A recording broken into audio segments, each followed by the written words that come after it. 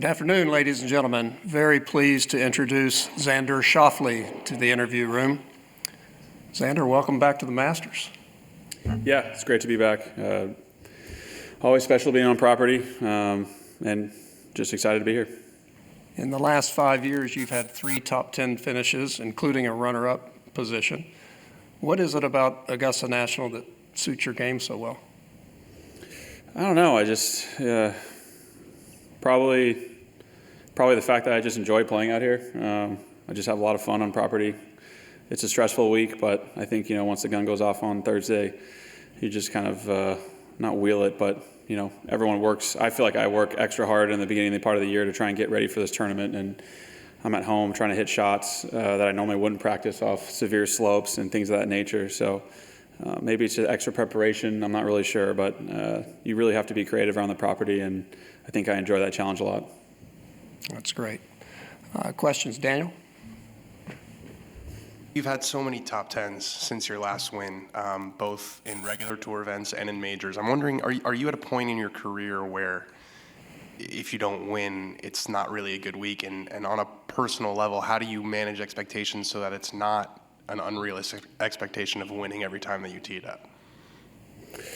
Yeah, that's a good question. Definitely something that I think about, that rings around in my head a bit. I refer to a tournament, steady drip caves of stone is something I grew up with. People will tell me, good playing, and they're not wrong. I feel like it was some solid golf that I've been playing. It's not a false statement. Obviously, you just want it to be that much better. But at the end of the day, I think that's also the reason why I keep having these performances where I am close, just because it's bothering me, and it's something that I really want. And if I clip one, it's not going to be enough for me to be satisfied. So I think it's definitely what motivates me as a golfer and as a competitor, just to keep pushing. Juan.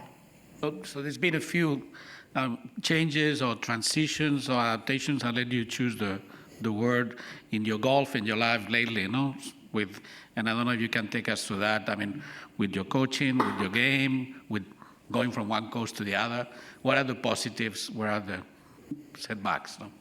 Yeah, so I've implemented, really don't have too many moving parts on my team. My dad will always be sort of my lifelong coach. He helps me in several capacities. So,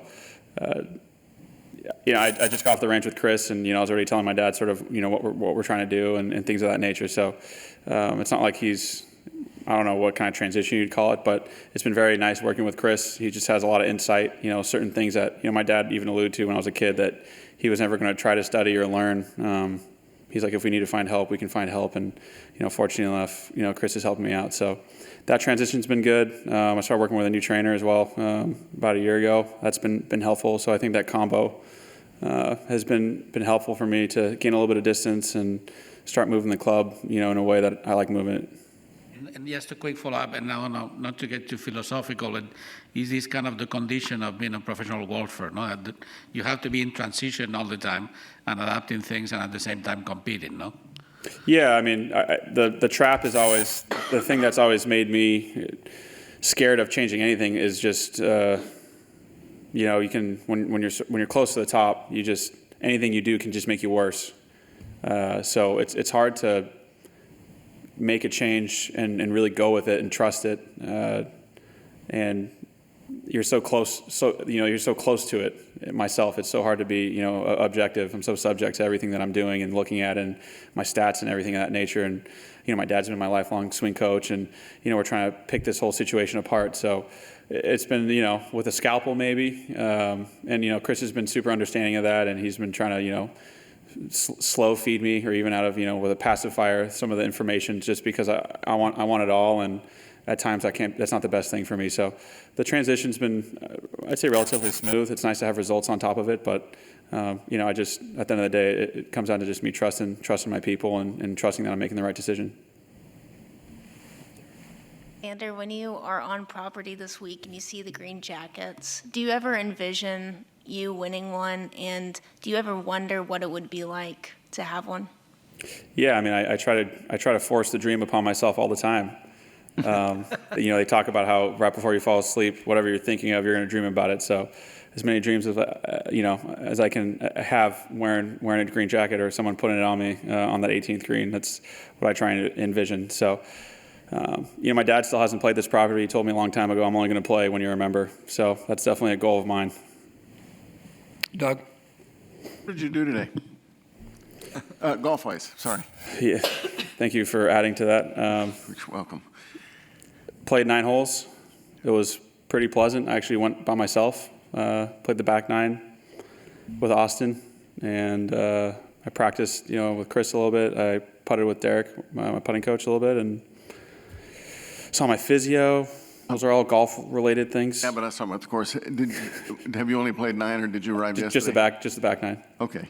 I just wanted to ask you kind of what you thought conditioning-wise. I know it's a nice shape, but firmness.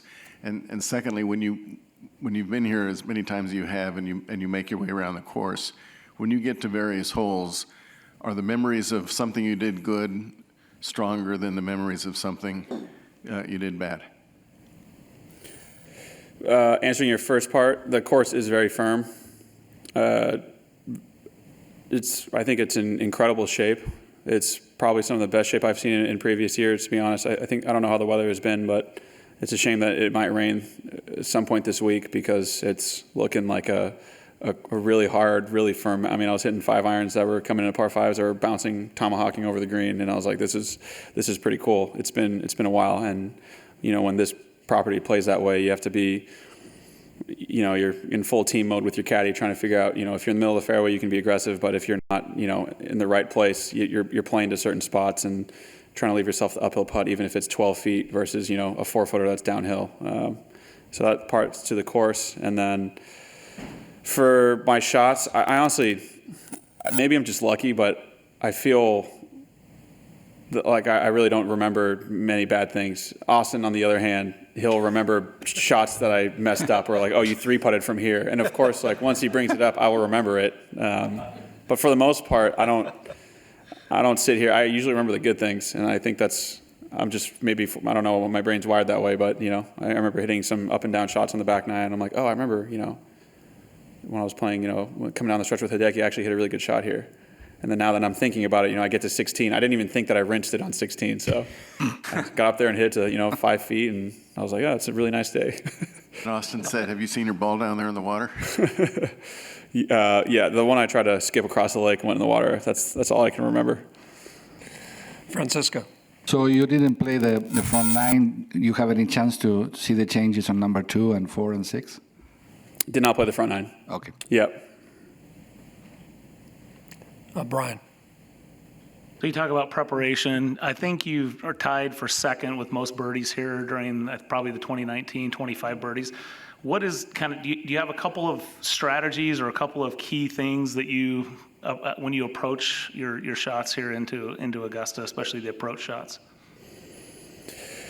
I think so many of our old legends of the game have talked about sort of the way you have to shape it off the turf. I feel like Augusta's always that's kind of what I was alluding to earlier, when I practice more shots coming into this week than not. You're trying to hit a hold 5 iron, out of like a crazy right to left slope, or, that's kind of on 13 and on 14 to some of those pins you want to cut it to, but like to those left pins, you actually have to draw it off a pretty severe left to right. So I feel like if you're able to sort of shape the shot that you need, you can get it somewhat close to the pins. If it's really firm, then there's just going to be less birdies, because Augusta National doesn't, give up birdies when it's really firm and fast.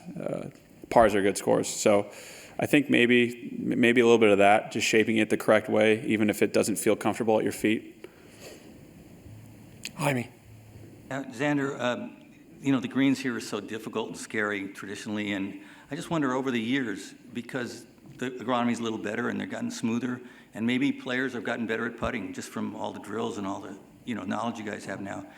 Are they slightly less scary as you come here year after year? Do you feel like people can handle them a little better as they come here more often, and it's not the sort of determining factor in who wins and loses as much? Maybe the scare factor goes away. I still think they're pretty scary, to be completely honest. Like on 10, it was my first hole of the day, and I was pin high right in the right bunker to that middle left pin, and I hit a bunker shot that I thought was like okay, you know, and it rolled like 15 feet left of the hole, and I was like, and then I hit like 5 bunker shots to that pin, and it's scary to aim 25 feet right, having to hit the exact pace to like have it roll down that slope as a putt to hit it to tap in. We're not really used to that, so that part to me is still kind of scary, but. Even watching coverage, there's so many small nuances, I feel like, to the property. Like the back of 14, that back left pin going over the green used to be good. I feel like they built up that back area so you actually kind of come up and down a little bit more to the hole than before. It used to be kind of a low point. Now it just kind of rolls off that mound. There's so many small little things, you know, even when I was watching some of the old Masters highlights at home, I feel like 18, for some reason, I feel like that ball just rolls further off the green, that front part, than it used to. I was watching DeMarco, you know, get up and down last week or so against Tiger, and he did it twice, and then Tiger made that putt to win. So I feel like there's just so many small parts of the course that they see, you know, they just keep looking over the coverage, and they'll just add a little hump to where your ball, you're just trying to flick it on the screen, and it hits straight on this downslope. So it makes it that much harder, and that's kind of the cool part about this place. Daniel. I could tell you that one part of your game, you're going to have an excellent week. What part of your game would you choose for this course? Probably approach the green. Fair enough. Yeah. David. Xander, I'm just curious, your philosophy in playing this course, does it tend more toward conservative, making pars, or do you play more aggressively and try and make birdies, or is the conditions just dictate that?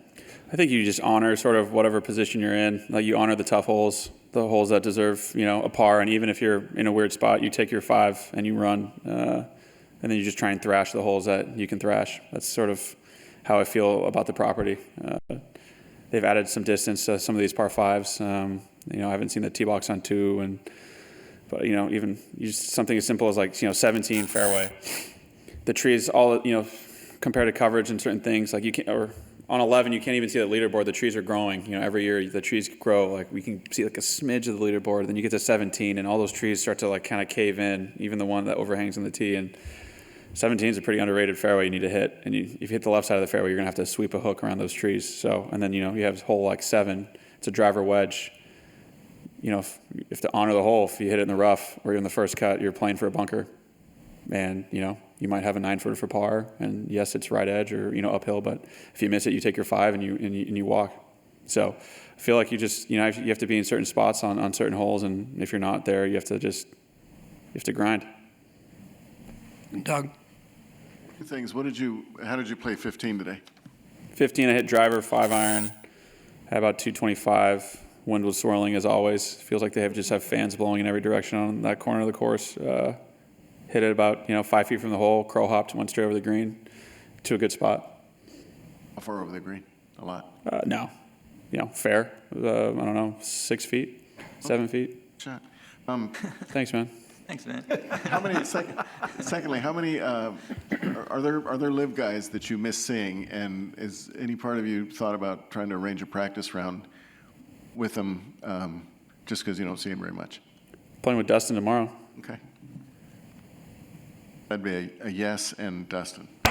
Yeah, I mean, yeah, I think I've made it pretty obvious that Dustin's probably the one I miss the most. I mean, I got along with almost all those guys that left. You know, I didn't know everyone that plays on that tour now, but most of the guys I played out here, you know, I've played a ton with, and then, you know, it's sort of, you know, it's like, this is my office. You know, I love my job, but this is my office, and if someone leaves or quits or whatever, like, I still come to work, and I still try my best and do what I can do. So whether I see someone I like or not, it doesn't really affect my day that much. Did you arrange this with DJ ahead of the week?